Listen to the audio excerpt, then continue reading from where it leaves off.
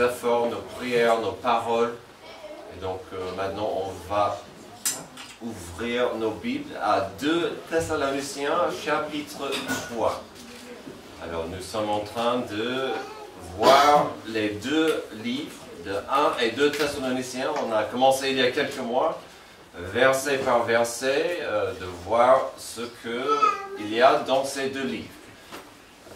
Ça s'appelle « Ayez confiance ». Pourquoi? On a vu dès le début que cette Église est née dans le chaos, dans des problèmes, dans le tumulte. Et donc, en très très peu de temps, Paul et l'équipe qui a commencé l'Église devaient fuir, devaient quitter la ville. Et donc, ce n'était pas idéal de voir une Église née dans une telle circonstance. Et donc, Paul écrivait pas mal de choses, de mots d'encouragement pour les aider à grandir, de faire des rappels de ce qu'ils ont déjà entendu et puis pour enseigner encore plus de choses qu'ils devaient savoir pour avancer. Donc, ayez confiance. Ce n'est pas toujours quelque chose de simple pour nous. Alors, lorsque vous lisez des pages de 1 et 2 Thessaloniciens, vous trouverez facilement certains thèmes. Déjà, le titre de notre série nous rappelle que cette jeune Église avait besoin de l'encouragement et d'une rassurance. Il n'y a pas un passage ou chapitre plus important que l'autre. Et on dit ça. Nous avons commencé un passage dimanche dernier avec Paul en train de pivoter. Pourquoi il a pivoté? Parce que on a vu, pendant quelques semaines, on a vu Paul qui s'adressait à un sujet, il s'adressait à cette église sur un sujet important. Vous êtes prêts? La fin du monde. Voilà, donc j'essaie chaque fois de le faire comme ça. Et donc Paul a écrit pas mal au début la première moitié, presque 2 tiers du chapitre 2 était sur la fin du monde, la fin des temps. Et l'Église avait entendu de la désinformation. Ils ont entendu que Jésus les a abandonnés. Ils ont raté son retour et que l'Antéchrist était déjà présent. Et donc Paul devait passer du temps pour les encourager. Ce n'est pas la fin du monde, même si votre vie est dure, même si vous passez par des épreuves. Et donc c'est pourquoi on a vu après ça, la semaine dernière, Paul a pivoté. Qu'est-ce qu'il a dit? En voyant ce changement de cap, Paul, il voulait encourager l'Église à Thessalonique que la puissante grâce de Dieu leur était disponible. Il fallait qu'ils comprennent cela car ils subissaient des épreuves lourdes. Si vous n'étiez pas là la semaine dernière, la bonne nouvelle c'était vous n'êtes pas dans la grande tribulation. La mauvaise nouvelle, c'est que cette épreuve que vous avez devant vous ne va pas disparaître juste comme ça. D'accord? Il faut faire face parfois aux problèmes, aux épreuves. Donc nous avons commencé de voir l'importance de bien focaliser notre vision sur Dieu, sur sa présence, sur son amour et sur sa grâce. Nous avons terminé le chapitre 2 avec le premier point d'un outline. Quand j'étudiais le passage, je voyais un grand outline. Ce n'était pas faisable de le faire dans un seul coup. Donc, on n'a fait que le premier point, la semaine dernière. D'accord? Donc, aujourd'hui, nous verrons les points 2 et 3 au début du chapitre 3. Ça serait propice de faire un petit résumé de ce que nous avons vu ensemble.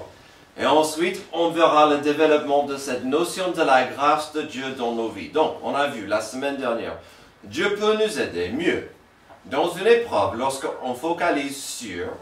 Et donc, la première chose, c'était la provision de la grâce de Dieu. Et donc, Paul a vraiment parlé de 2 choses liées à sa grâce. 2 choses. Le premier, c'était le salut. Si vous allez encourager quelqu'un, un enfant adoptif de Dieu, pourquoi pas commencer avec ça comme rappel? Boum! Si vous avez besoin de l'encouragement, pensez au salut.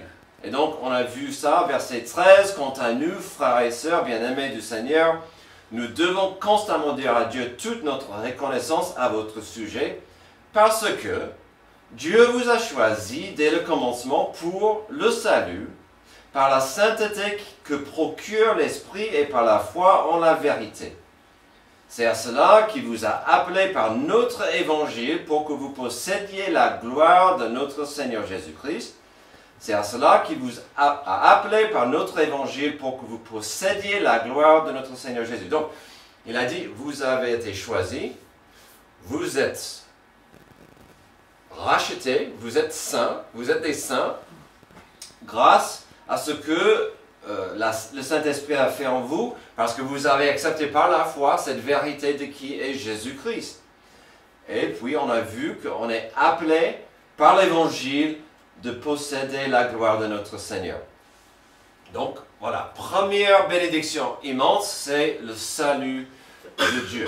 Ensuite, il a passé au deuxième petit point, c'était l'espérance, verset 15. Ainsi donc, frères et sœurs, tenez ferme et retenez les enseignements que nous vous avons transmis, soit oralement, soit par notre lettre. Donc, il parle de la première lettre, 1 Thessaloniciens. Que notre Seigneur Jésus-Christ lui-même et Dieu notre Père, qui nous a aimés et qui nous a donné par sa grâce une consolation éternelle et une bonne espérance, Amen, encourage votre cœur et vous affermisse dans toute bonne œuvre et dans toute bonne parole. Et donc, on a vu encore cette notion que dans cette épreuve, vous avez deux cadeaux merveilleux de Dieu dans sa grâce, une consolation éternelle. Alors, ça m'aide parfois de comprendre, car quand je suis dans une épreuve, est-ce que cette épreuve va durer toute ma vie? Probablement pas. Est-ce que j'ai la consolation éternelle? Absolument. Malheureusement, il y a 8-10 jours, j'ai assisté à un enterrement d'un bébé. C'était difficile. C'était pénible. J'avais pas envie de faire le service. C'était pas, je n'ai pas été demandé de le faire. À la fin de la journée, j'aurais préféré que ça se fasse, parce qu'il n'y avait pas de consolation, il n'y avait pas d'encouragement, il n'y avait pas d'espoir. C'était dur. Et les gens sont partis frustrés, sans vraiment le moindre consolation, la grâce qui existe dans notre Seigneur. Mais il dit, vous êtes encouragés et affirmés ici par cette consolation et cet encouragement. Donc voilà, Paul, voulant partager des bonnes nouvelles, a fait un bon rappel sur l'importance de la grâce vis-à-vis du salut et cette espérance que nous avons. Cette espérance qui existe. Et j'espère que vous avez vu au verset 16 que Dieu est bien impliqué dans cette consolation et cet encouragement. C'est le Seigneur Jésus et Dieu notre Père qui veulent nous encourager et nous affermir. Maintenant, au début du 3e chapitre, il va continuer d'aider ces gens à mieux focaliser et préciser leur attention sur le plan de Dieu et sa volonté. Mais tout ça sera toujours sous la grâce de Dieu. Pour mieux comprendre nos 5 versets d'aujourd'hui, il ne faut pas oublier ce que nous avons vu dimanche dernier, ce qu'on vient de voir. Paul vient d'expliquer qu'ils avaient une fondation solide et certaine, disons, pour chaque pied, pour chaque jambe. D'accord? Un pied solidement planté sur une compréhension de la richesse du salut. J'ai 7 jambes, ce pied bien enraciné dans la compréhension de mon salut. L'autre pied, l'autre jambe sera bien enraciné, planté dans la compréhension de l'espérance que Dieu nous offre. Donc voilà, mes 2 pieds. J'ai le salut et j'ai l'espérance. J'ai une bonne fondation sous mes pieds. Donc ça, c'est déjà un bon point de départ. Ah. Mais sommes-nous censés rester plantés et de ne pas bouger avec cette compréhension? N'aurions-nous pas des responsabilités, sachant que la fondation sous nos pieds est solide et certaine? Imaginez que notre passage d'aujourd'hui, on a des gens à qui Paul écrivait sont des gens devant un lac gelé. Il faut avancer, mais comment le faire sans patin? Ah, mais nous les avons découverts la semaine dernière. Un patin, c'est la richesse de la grâce liée au salut. L'autre patin, c'est la richesse de la grâce liée à l'espérance de Dieu pour nous. Donc, je peux quand même avancer sur une surface glissante parce que j'ai la compréhension du salut et la consolation de Dieu dans ma vie. Ça fait 2 semaines que je parle de la glace et de glisser. Hein? Apparemment, ça travaille dans la tête. Donc, la personne qui porte les 2 patins doit avancer quand même. De rester immobile n'est pas une bonne idée. Il faudrait avancer. Mais attention, dans certains endroits autour du lac se trouvent des dangers divers comme des bêtes sauvages. Dans certains endroits, il y a des parties du lac où la glace n'est pas assez épaisse et ça serait dangereux d'y aller. La température est en baisse. Que faire? Il faut avancer. Comment y parvenir? Aujourd'hui, on verra que même si Dieu nous bénit avec sa grâce, il faut avancer avec lui. Ce n'est pas assez de rester coincé et figé. Il faut grandir. Il faut grandir avec lui. Dieu ne nous a pas créés afin de rester figés face aux épreuves de cette vie. Parfois, on voit une épreuve et notre réaction c'est « Non, j'ai pas envie » et on rentre dans la carapace. Ce n'est pas ce qu'on verra dans ce chapitre, dans ce passage. Avec nos 2 patins aux pieds, voyons ce que nous pouvons faire avec notre vision, notre focus et le chemin devant nous. Dieu peut nous aider mieux dans une épreuve lorsqu'on focalise sur la provision de la grâce de Dieu. Nous avons vu ça la semaine dernière. Ensuite, découvrons l'importance de la propagation de la grâce de Dieu. Verset 1.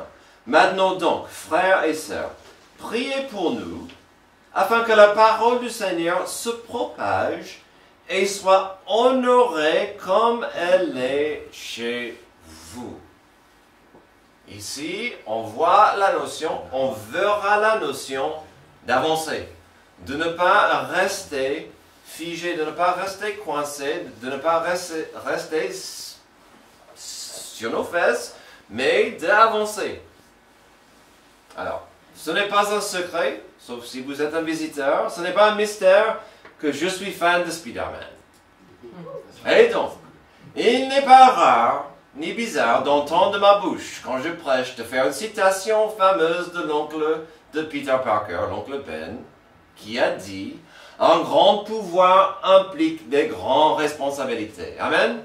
Amen. Ah, ok, je savais qu'au moins Xavier allait comprendre et dire Amen. Ok, à mon avis, l'apôtre Paul est en train de partager des sentiments similaires ici. Regarde ce qu'il est en train de dire au verset 1. Maintenant, frères et sœurs, priez pour nous afin que la parole du Seigneur se propage et soit honorée. Intéressant. Il veut que ça continue d'avancer. Nous ne pouvons pas, vous ne pouvez pas rester coincé, figé et à l'aise sur place. J'ai dit ceci la semaine dernière. Le salut n'est pas qu'un billet pour éviter l'enfer et aller au ciel. Elle est bien plus que ça. C'est le début de la vie spirituelle. Voici une de plusieurs raisons la Bible appelle cela une nouvelle naissance, Qu'est-ce qui arrive à la naissance? C'est le début. Et on verra après la croissance. Une fois sauvé, une fois que l'on est adopté par Dieu, nous ne pouvons pas dire, voilà, mission accomplie. J'irai au ciel, je n'ai plus de responsabilité. Ça ne fonctionne pas comme ça. Que dit Paul ici au verset 1? Son désir, c'était de voir la propagation de la parole du Seigneur. C'est quoi cette parole? Il dit que la parole du Seigneur se propage. C'est quoi la parole? C'est l'évangile.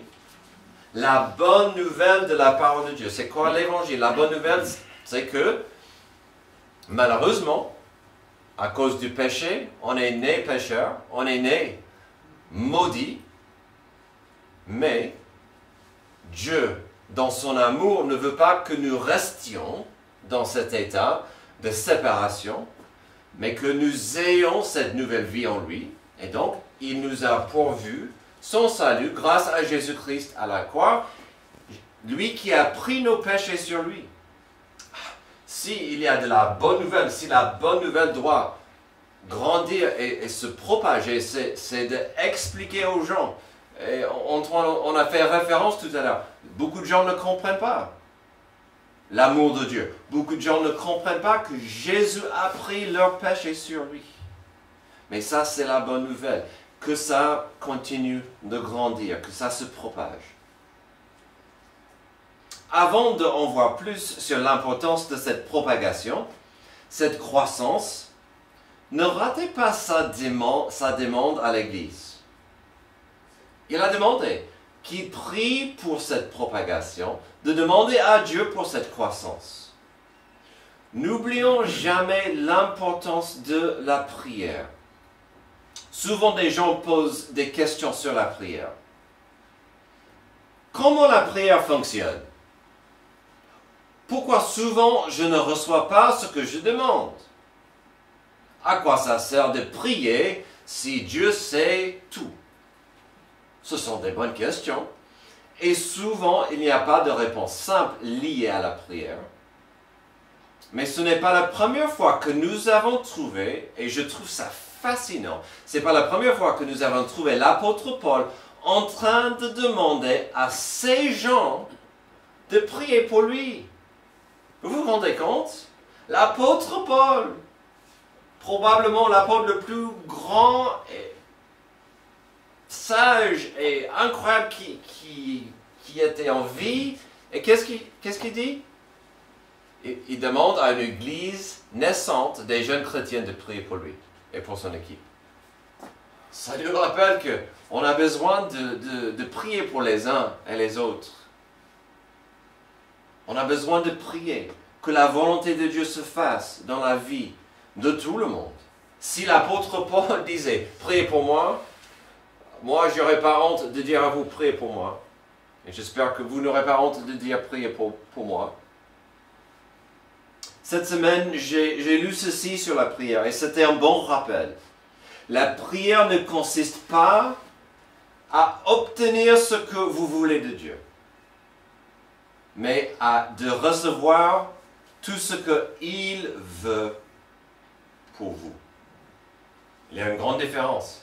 La prière, c'est de ne pas chercher à obtenir ce que vous voulez de Dieu, mais de recevoir ce qu'il veut pour vous.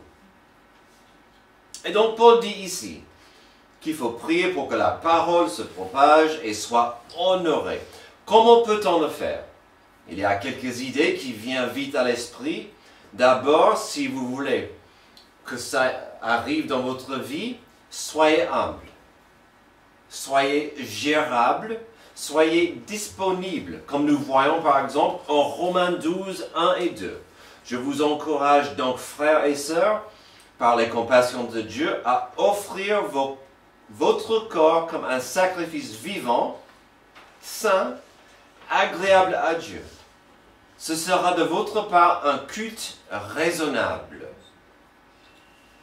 Ce n'est pas mauvais, ce n'est pas une mauvaise idée de prier ça chaque jour, d'entrer dans cette attitude chaque jour. Mais il ne s'arrête pas là, avec cette notion d'être gérable et humble et disponible. Qu'est-ce qu'il dit ensuite? Ne vous conformez pas au monde actuel, mais soyez transformés par le renouvellement de l'intelligence afin de discerner quelle est la volonté de Dieu, ce qui est bon, agréable et parfait. Et donc, dans cette action de dire, me voici Dieu, soyez prêts aussi de dire, je suis aussi disponible à entendre et recevoir ce qui va me renouveler, ce qui va m'aider à être saint et plus comme toi et de suivre ta volonté. Dans cet état, on sera plus apte à briller avec la gloire de Jésus, comme on a vu la semaine dernière. On a vu la semaine dernière le verset 14 du chapitre 2. C'est à cela qu'il vous a appelé par notre évangile pour que vous possédiez la gloire de notre Seigneur Jésus. On est appelé à briller pour Dieu. C'est aussi simple que ça. Une autre façon de honorer et propager la parole, c'est de l'enseigner et de l'appliquer dans nos vies de tous les jours, toujours chez soi. Un des passages, à mon avis, le plus profond et pratique qui existe dans la Bible se trouve en Deutéronome 6. Avant d'entrer dans la terre promise, Dieu a dit ceci à son peuple. Alors, vous allez reconnaître tout de suite le premier verset, verset 5 de Deutéronome 6. Tu aimeras l'Éternel ton Dieu de tout ton cœur, de toute ton âme et de toute ta force. Bon, oui, bonne idée. C'est un mandat. Mais ça continue. Les commandements que je te donne aujourd'hui seront dans ton cœur. Tu les répéteras à tes enfants. Tu en parleras quand tu seras chez toi, quand tu seras en voyage, ou en vacances, quand tu te coucheras et quand tu te lèveras. Tu les attacheras à tes mains comme un signe, ils seront comme une marque entre tes yeux. Tu les écriras sur les montants de la porte de ta maison, sur les portes de tes vies. Apparemment, cette notion d'enseigner et appliquer l'amour qu'on doit avoir pour Dieu était si important à Dieu qu'il a dit à son peuple, il faut qu'il y ait une répétition, il faut qu'il y ait des rappels, il faut que ces choses sont devant vous chaque jour. La propagation de la parole. La croissance de la parole est normale dans la vie d'un enfant adoptif de Dieu. Mais ce n'est pas automatique, c'est un choix. On a vu ça tout à l'heure, quand on a parlé, on a étudié le péché. Puis, il a aussi voulu que la parole soit honorée. Est-ce que nous apprécions le privilège que nous avons de faire partie du plan de Dieu? Est-ce qu'on se rend compte combien la parole nous enrichit dans nos vies de tous les jours? La parole, l'évangile est censé nous accompagner, nous guider, nous aider à focaliser, mais encore c'est un choix. Vous pouvez regarder des choses négatives. Selon ce qu'on a vu à Romains 12, on peut regarder ce que le monde dit est important, ou on peut choisir de focaliser sur l'importance de l'évangile, de la parole de Dieu. La meilleure façon de propager et honorer la parole vivante et puissante de Dieu, c'est de comprendre que l'Éternel Tout-Puissant nous sauve pour une bonne raison, comme on voit en Éphésiens 2, 8 à 10. Et souvent, on va lire Éphésiens 2, 8, on va citer Éphésiens 2, 8, sans comprendre que le 9 et le 10 vont avec. En effet, c'est par la grâce que vous êtes sauvés, par le moyen de la foi, et cela ne vient pas de vous, c'est le don de Dieu. Ce n'est pas par les œuvres afin que personne ne puisse se vanter. Et c'est important de dire, le salut c'est un don. Vous ne pouvez pas mériter le salut. Mais Paul a continué. En réalité, c'est lui qui nous a fait. Nous avons été créés en Jésus-Christ pour des œuvres bonnes que Dieu a préparées d'avance afin que nous les pratiquions. C'est fascinant, il dit, les bonnes œuvres sont inutiles pour vous aider à aller au ciel. En même temps, vous êtes créés pour les bonnes œuvres, pour glorifier votre Sauveur. Dieu peut nous aider mieux dans des épreuves lorsqu'on focalise sur la provision de la grâce de Dieu et aussi la propagation de la grâce de Dieu, finalement, sur la protection par la grâce de Dieu. Verset 2. Et que nous soyons délivrés des hommes méchants et pervers, car tous n'ont pas la foi. Le Seigneur est fidèle, il vous affermira et vous protégera du mal. Nous avons confiance dans le Seigneur à votre sujet, car vous faites et vous ferez ce que nous vous recommandons. Que le Seigneur dirige votre cœur vers l'amour de Dieu et vers la patience de Christ. La semaine dernière, à la fin du chapitre 2, Paul leur a dressé une liste de bénédictions de Dieu pour les aider à faire face aux épreuves. Donc on a vu cette liste. Il y avait le salut et des bénédictions nombreuses du salut. On a vu la consolation éternelle et l'encouragement, donc cette belle liste. On a vu tout à l'heure, au début du chapitre 3, qu'il a expliqué notre responsabilité envers cette grâce que Dieu nous offre. Donc ce n'est pas assez de recevoir des bénédictions sans avancer avec cette grâce. Donc on a une fondation sous nos pieds. Ensuite, il nous a donné un mandat qu'il faut avancer et propager et faire croître la parole de Dieu. Avec cette compréhension, c'est normal ensuite que maintenant Paul va pivoter un petit peu pour dire ceci. Avec cette bonne fondation sous vos pieds, maintenant vous allez avancer malgré les épreuves dans la grâce de Dieu. Mais dans ce cas, il faut faire attention quand même à certains dangers. Pensez-y. Si vous dites, je suis sauvé, j'irai au ciel, je vais m'asseoir. Ce n'est pas une bénédiction pour le monde, ni pour votre Seigneur.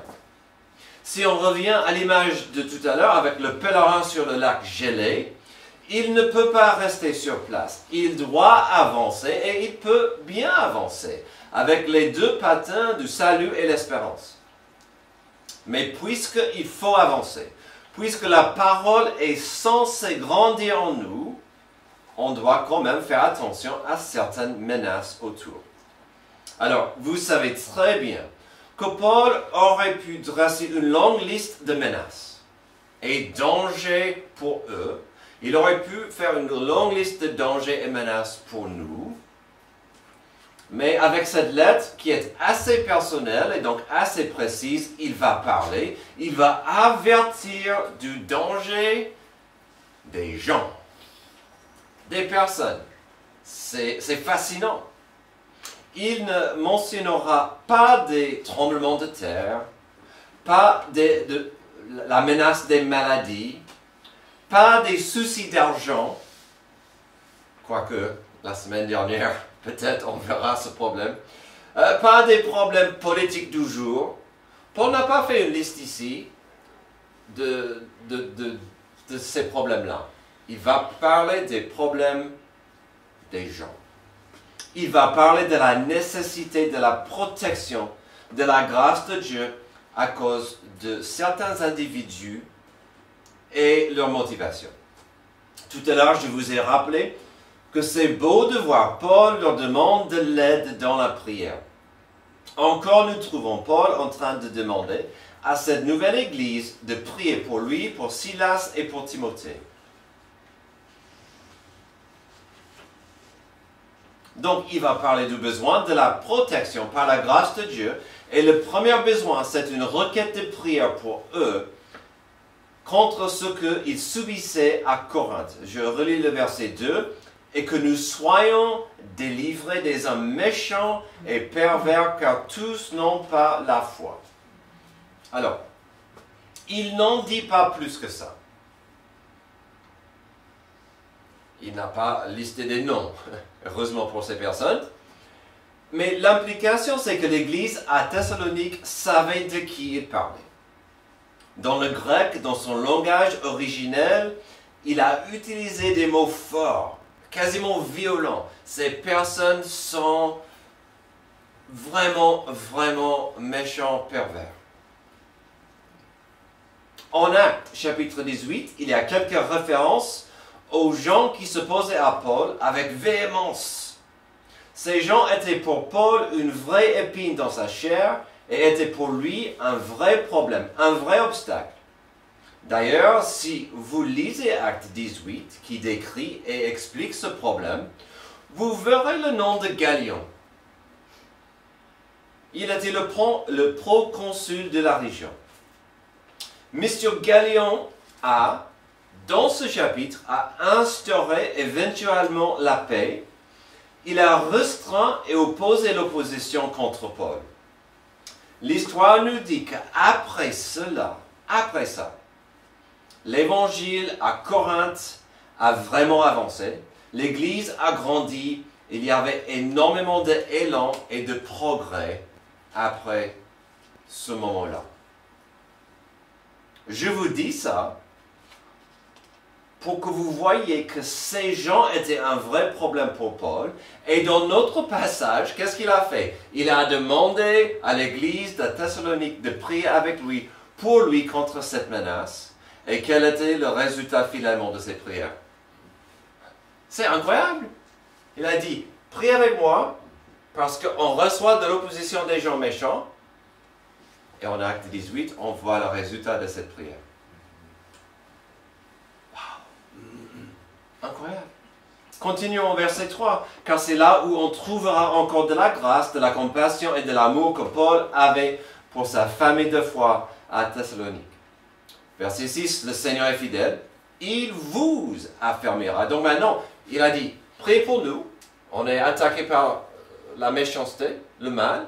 Maintenant il dit, le Seigneur est fidèle, il vous affermira et vous protégera du mal. Nous avons confiance dans le Seigneur à votre sujet, car vous faites et vous ferez ce que nous vous recommandons. Que le Seigneur dirige votre cœur vers l'amour de Dieu et vers la patience de Christ. Le Seigneur est fidèle. Il vous affermira et vous protégera du mal. Est-ce que ça semble comme une chose bizarre à dire après sa requête de prière pour une protection des gens mal? Que voulait-il dire par là? Nous savons que l'Église est née dans l'opposition et qu'elle subissait des épreuves. Parle-t-il d'une personne, d'un groupe, d'une situation? Dans le grec, le mot qu'il a utilisé pour mal n'est pas super précis. C'est-à-dire qu'il y a un peu de flexibilité ici. Ayant dit ça, la plupart des théologiens, la plupart des traducteurs des langages, des experts dans les textes originaux pensent que la meilleure façon de voir le verset 3 serait avec le mot malin. Donc, il dit, probablement, il vous affermira, vous protégera du malin. J'aimerais partager quelques raisons, quelques idées qui soutiennent cette notion. D'abord, que dit le verset? Le Seigneur est fidèle, il vous affermira, vous protégera du mal. Nous savons que le Seigneur est fidèle. Nous savons qu'il veut nous affermir, mais qu'en est-il de la protection du mal?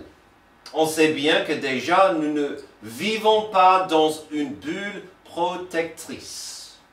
Donc, ça ne serait pas juste de dire Dieu protège-moi du mal du monde. Car le mal du monde est partout et on n'aura pas cette bulle. Amen. Malheureusement, mais c'est comme ça. On doit vivre dans ce monde maudit.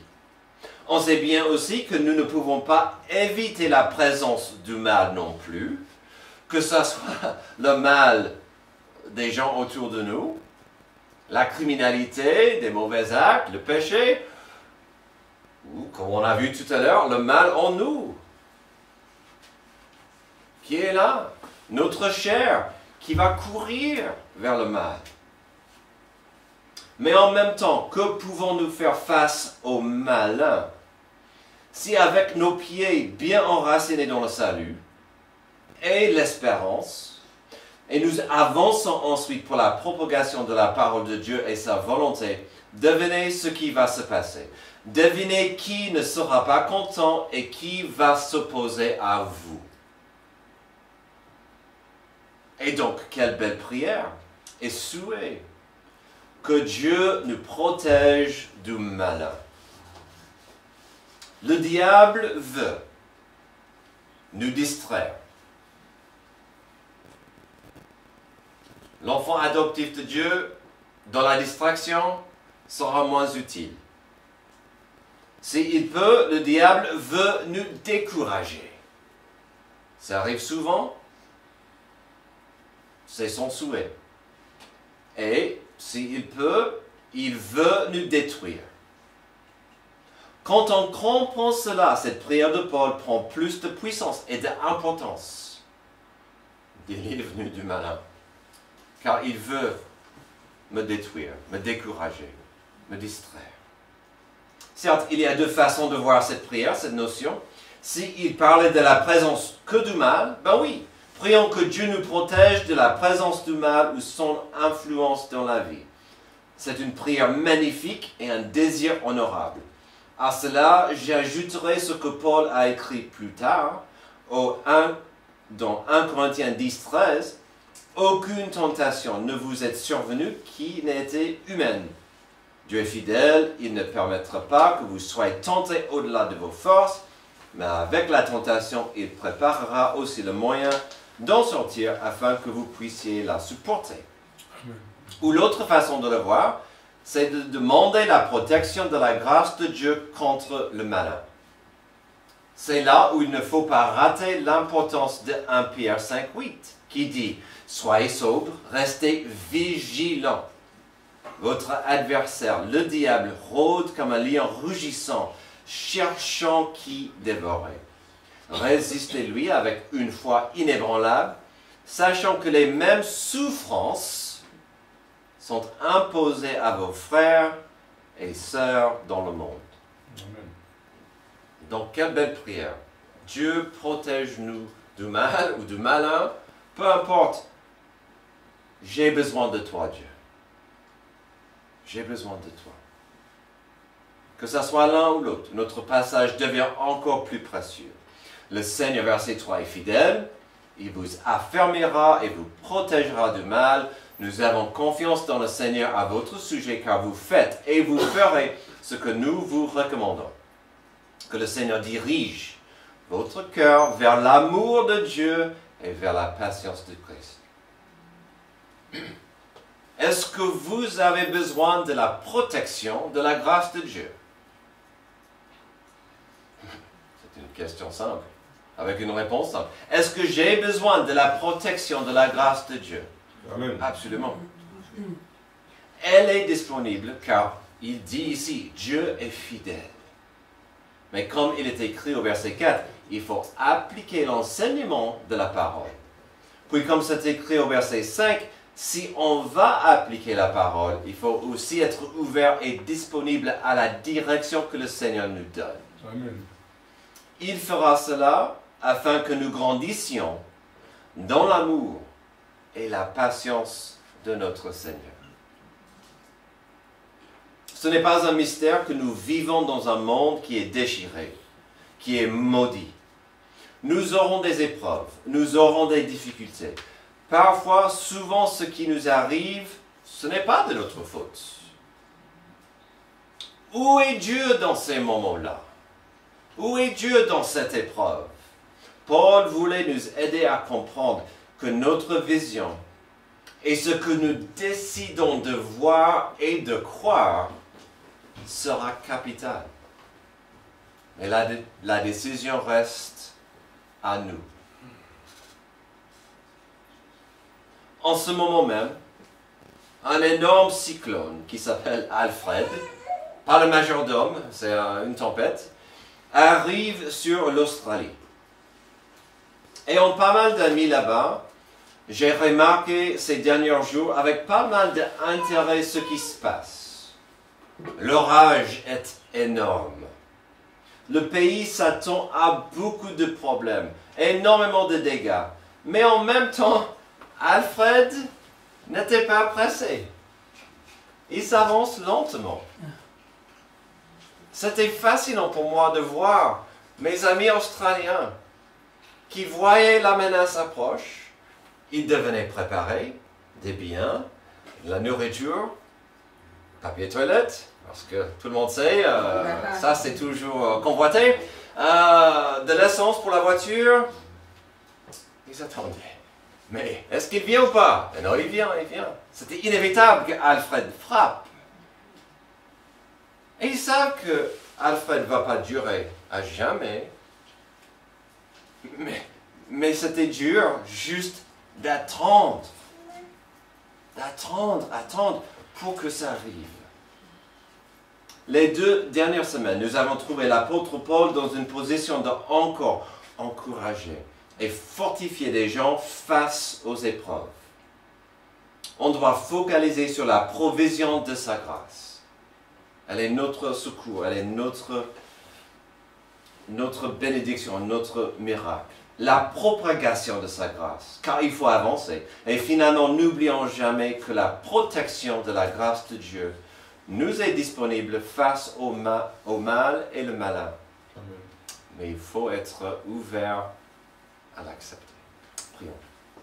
Merci Dieu pour ce passage qui nous fortifie, qui nous encourage, mais aussi existe comme un rappel de notre responsabilité de fixer nos yeux sur toi, sur ta grâce et sur ta volonté.